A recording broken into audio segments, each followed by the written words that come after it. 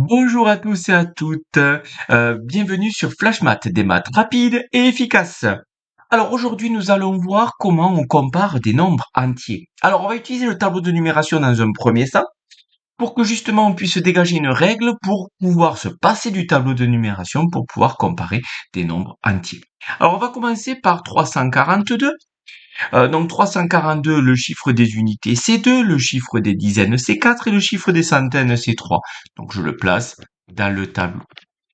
4236, qui sera le deuxième nombre.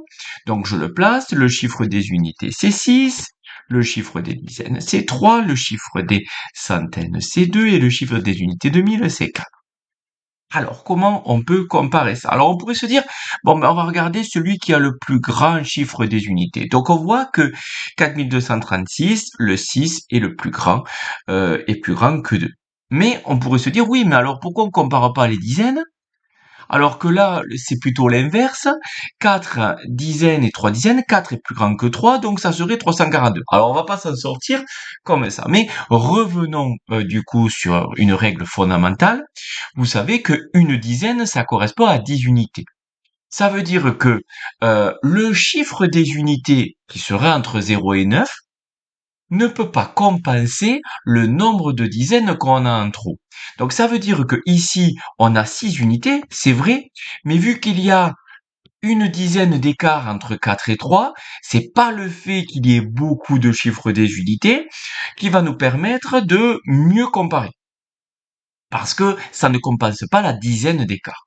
Donc ça veut dire que le chiffre des unités n'est pas déterminant. Mais alors à ce moment-là, le chiffre des dizaines, c'est la même chose. Le chiffre des dizaines va peut-être pas forcément compenser le nombre de centaines d'écarts que l'on va avoir.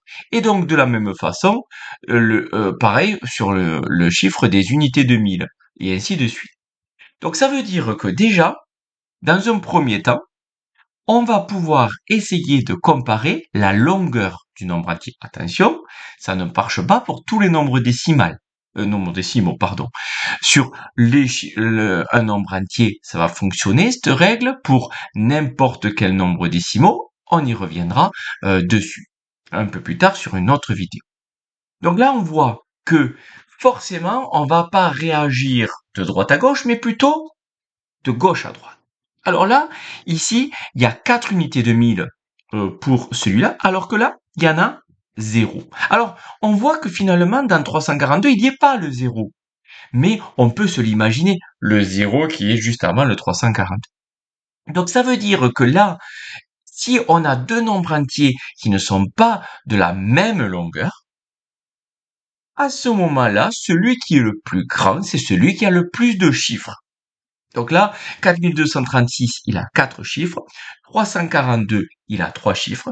Donc 4236 est plus grand que 342.